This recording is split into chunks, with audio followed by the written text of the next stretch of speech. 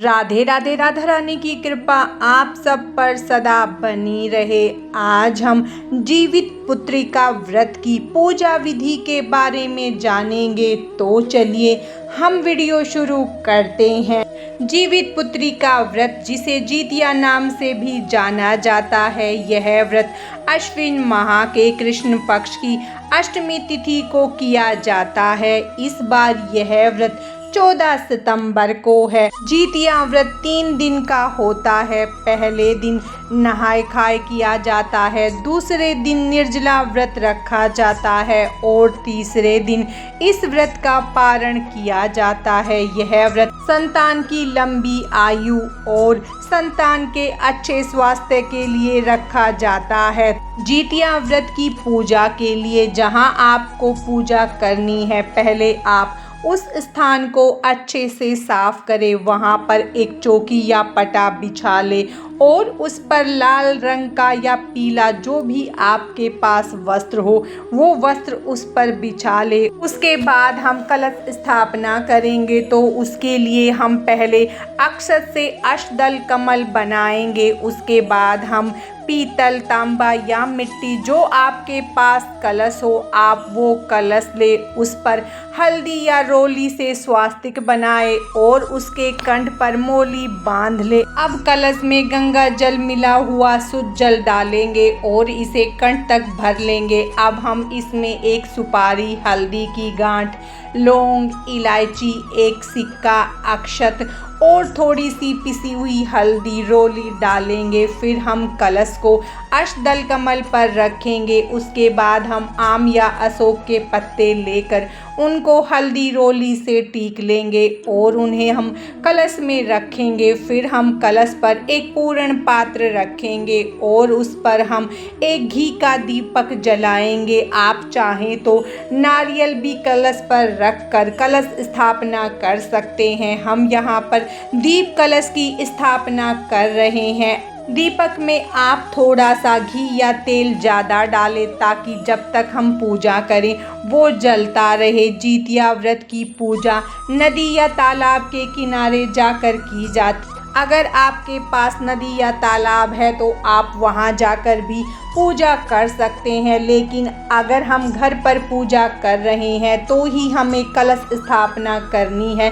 नदी के किनारे पर हम कलश स्थापना नहीं करेंगे। अगर आपको अरियार बरियार का पौधा मिल जाता है तो आप उसकी टहनी लाकर उसे किसी गमले में लगाकर उसका भी पूजन कर सकते हैं, या आप वहां जाकर भी पूजा कर सकते हैं। अब हम चौकी पर तोरई के पत्ते रखेंगे और फिर हम उस पर थोड़े थोड़े अक्षत रख देंगे और हम थोड़े से अक्षत का आसन देकर चौकी पर गणेश जी को विराजित करेंगे। आप चाहें तो सुपारी से भी गणेश जी का निर्माण कर सकते हैं। उसके बाद अगर आपको अच्छे से मूर्तियां बनानी आती है तो आप मिट्टी से जीमूत वाहन जी, चील, सियारन की मूर्तियां बना ले।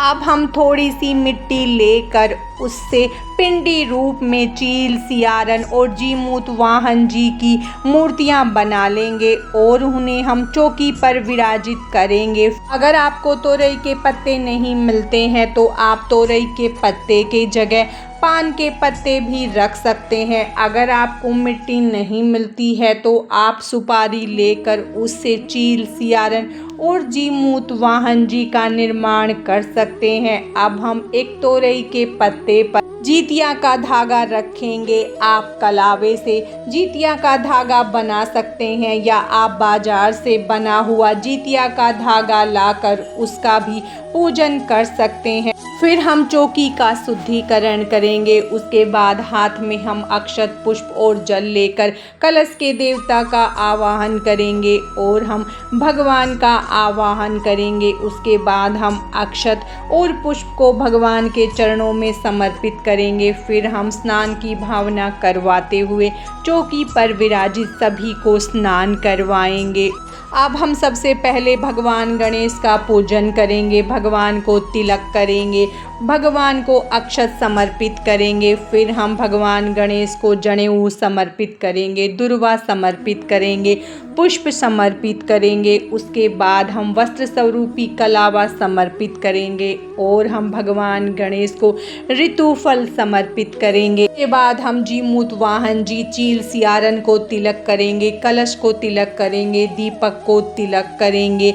फिर हम सभी को अक्षत समर्पित करेंगे और हम जीमूत वाहन जी को जनेऊ समर्पित करेंगे। फिर हम सभी को वस्त्र स्वरूपी कलावा समर्पित करेंगे। फिर हम जीमूत वाहन जी चील सियारन को पुष्प समर्पित करेंगे, कलश और दीपक को भी पुष्प समर्पित करेंगे और हम जीतिए के धागे का भी पूरे विधि विधान के साथ पूजन करेंगे। फिर हम तोरई के पत्ते पर भीगे हुए चने समर्पित करेंगे और जो हमने मिठाई बनाई है या जो पकवान बनाए हैं उसे भी हम भोग रूप में अर्पित करेंगे।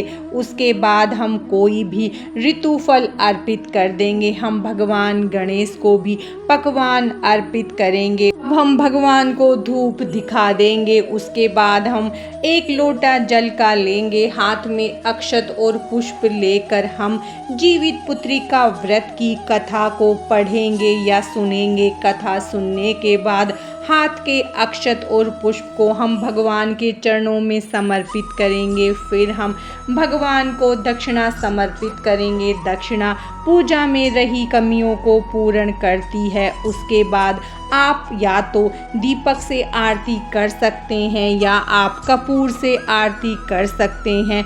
कलश के दीपक को हम नहीं हिलाएंगे, अलग से दीपक जलाकर हम अपनी आरती करेंगे। फिर हम पहले भगवान गणेश की आरती करेंगे, फिर हम जीमूत वाहन जी की आरती करेंगे। फिर हम भगवान को कुछ खिलौने अर्पित करेंगे क्योंकि यह व्रत बच्चों के लिए होता है। उसके बाद हम हाथ जोड़कर भगवान से पूजा में हुई गलतियों के लिए क्षमा याचना करेंगे और भगवान से प्रार्थना करेंगे कि वो हमारी संतान की लंबी आयु करे और संतान को हमेशा खुश रखे और सुख समृद्धि बनाए रखे। अब हाथ में थोड़ा सा जल लेकर हम चौकी के चारों तरफ घुमा देंगे। इस तरह हम जीवित पुत्री का व्रत की घर पर संपूर्ण पूजा संपन्न करेंगे और व्रत का पारण हम अगले दिन करेंगे और चौकी का विसर्जन भी हम अगले दिन करेंगे।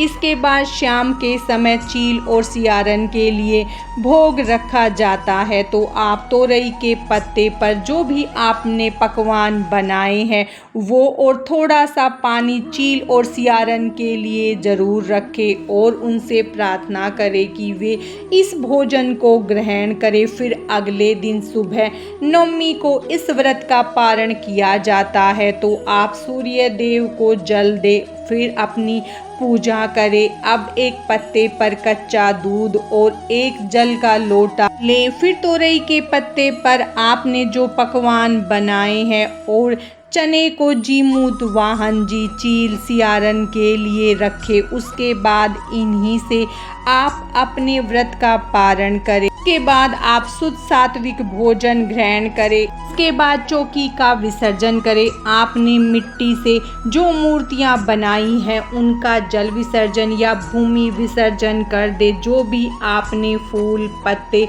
भगवान को अर्पित किए हैं उनका आप भूमि विसर्जन कर दे। उसके बाद जो भी आपने भोग प्रसाद चढ़ाया है उसे सभी में बांट दे। दक्षिणा आप किसी पंडित को दे सकते हैं या आप किसी गरीब को भी दान दे सकते हैं। कलश के जल को आप सारे घर में छिड़क दें।